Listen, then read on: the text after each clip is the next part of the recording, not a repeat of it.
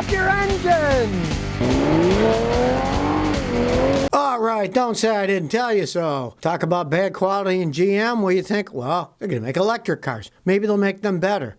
Well, now they're having a problem with battery fires in the Chevy Bolt electric vehicles. Chevy is now recalling 50,932 2017 to 19 Chevrolet Bolts. You could get a fire in a high voltage battery pack, which occurred even when it's stopped, parked, and not even plugged in to charge. GM says they should park all their vehicles until repairs take place and don't use the cars. What do you expect? A company that makes poor quality vehicles, now they're going into a new level of technology and the batteries might start on fire. This is just uncalled for, and this is why I tell people don't buy GM vehicles, especially new ones with new technology.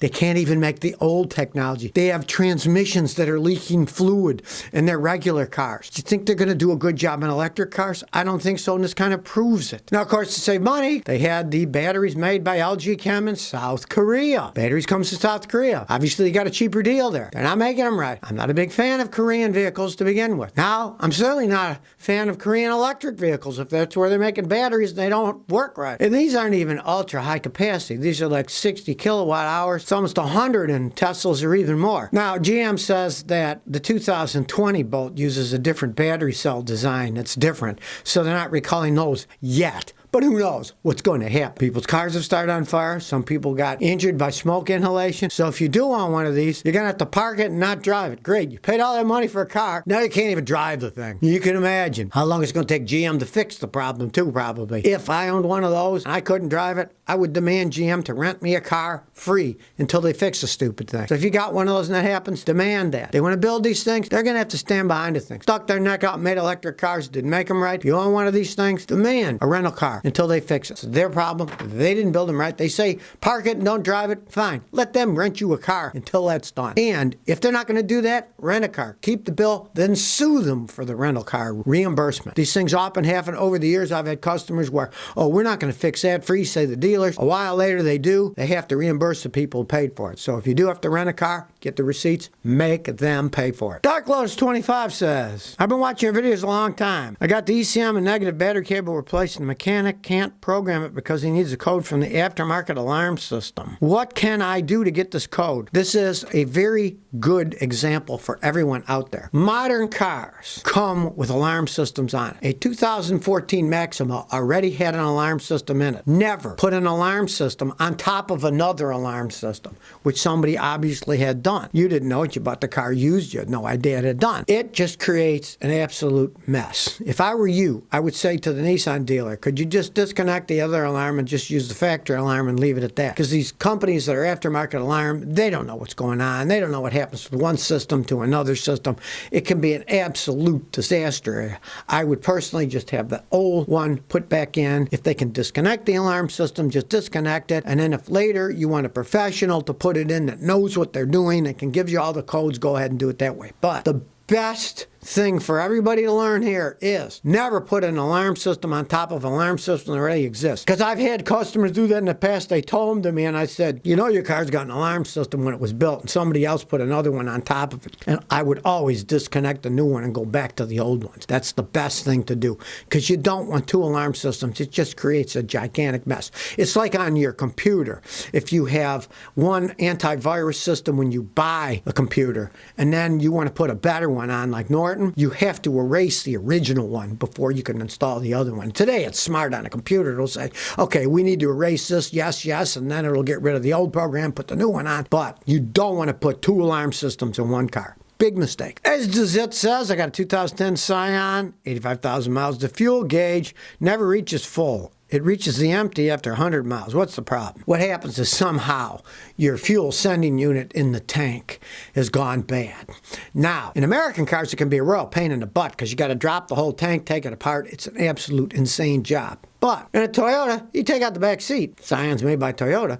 There's little access panels, a bunch of screws. The sending unit's inside, so you don't have to take everything apart. You can just get it from the top. Much better design. So it's not that bad. You just need to buy the fuel sending unit. It's a piece you can buy and then replace it, and then it'll start working again. If you don't want to spend any money, you could just ignore it and do like a lot of people do when the gauge doesn't work. When they fill it up, they push the reset button on one of their trip A or trip B, and then they know after they get so many miles, they're low, and they fill it up again. But if you want to know, you need a fuel sending unit. Airy 2020 says, Scotty, what do you think of a GLK 220 diesel 2009 4MATIC Mercedes made in Germany? Is it worth it with 100,000 miles? Thank you. In the United States, Mercedes are high-dollar cars. They cost a fortune to fix. You get it maintained at a dealer. It costs you a lot of money. But, like, if you're in Europe and you're talking about a diesel Mercedes, they can run a really long time. I got friends there. They have them for ages, 300,000, 400,000, 500,000 miles. They can be great cars. The problem is in the United States, unless you maintain your own or you know a good mechanic who's going to rip you off. I just met some guy that does German cars here in Tennessee, and he doesn't rip his customers off, and he's got loyal customers, and he works on Mercedes, Porsche, BMWs.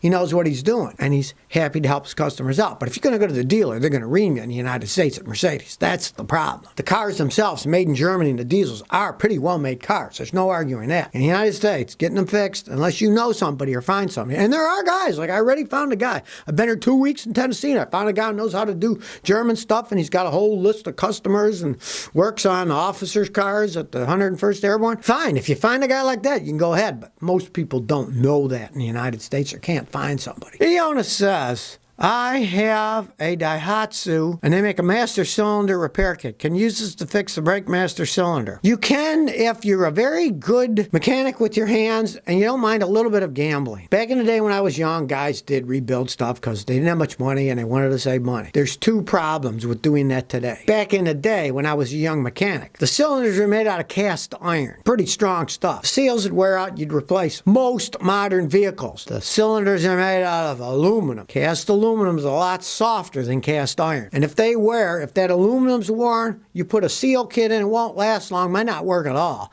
But if it does, it's going to wear out faster because the aluminum's worn more than the cast iron, and then the new seals will wear out faster. Realize when professional factories rebuild stuff, they bore them out, then they put in oversized seals depending on how they bore it out. It's a very expensive product. That's why most places you go to these days, even discount auto parts stores, they'll only sell you a brand new master cylinder, not a rebuilt one. Yeah, it might be made in Taiwan or China, but it's brand new.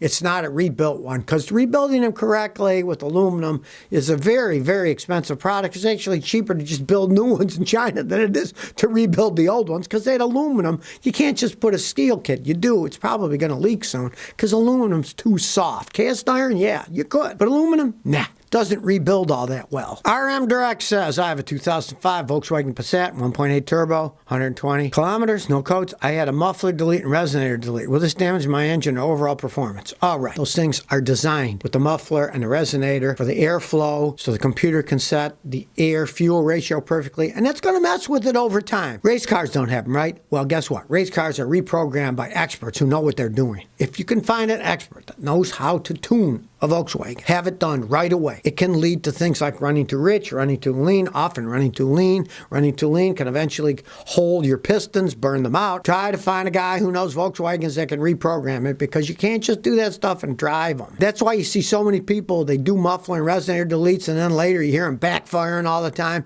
because it's starting to wear the engine. You want to get it reprogrammed correctly. Don't just change stuff out and think you can drive it. The computers inside can compensate for stuff. It can run okay, but it will never run perfect unless it's reprogrammed for that same exact flow. Does make a difference. Talk about making good use of trash. Students at a university in the Netherlands made a car almost entirely out of trash. They built a bright, sporty electric car. The frame is made of recycled plastic bottles and recycled plants. The body's made of hard plastics from toys, old TV sets, all kinds of stuffed plastic that they made the body work out of. There's coconut fiber and horse hairs for the seats. Interesting, they have coconuts in the Netherlands. Well, you know, they get them from all over the world. What are you going to do with the old coconuts? But the tire, steering wheel, and the motor aren't recycled. You don't want to start a fire with a bad electric motor. You don't have tires that don't work, so those are just normal. It took about 1.5 years for students at the Eindhoven Institute in the Netherlands to build this electric car out of trash. They nicknamed the car Luca. It can go 56 miles an hour and can go 136 miles on a single charge of electricity. Not bad for a pile of trash. Now, of course, I mean, if it took a year and a half to build your car, you'd be paying an awful lot of money for labor building the thing. But they're just proving the point that you can make things out of waste, recycle a lot of stuff. And there's companies that have been doing that for ages. Some of them are using the leftover remnants from coffee beans to make stuff, all kinds of plant material. So there's a lot of things that can be made. But sometimes there's the downside, because I've seen people's cars that had stuff recycled out of plant materials, and then the bugs ate them. So sometimes they go a little bit too far. If they have a lot of soybean-based stuff, you find out part of your car is eaten away because the bugs decided to eat it. There's always mistakes made when they start mass-producing these things. So you might take recycling a little bit too far if the bugs start eating your car. It'd be like Hansel and Gretel. The kids start pulling pieces off your car and eat it. So if you never want to miss another one of my new car repair videos, remember to ring that bell.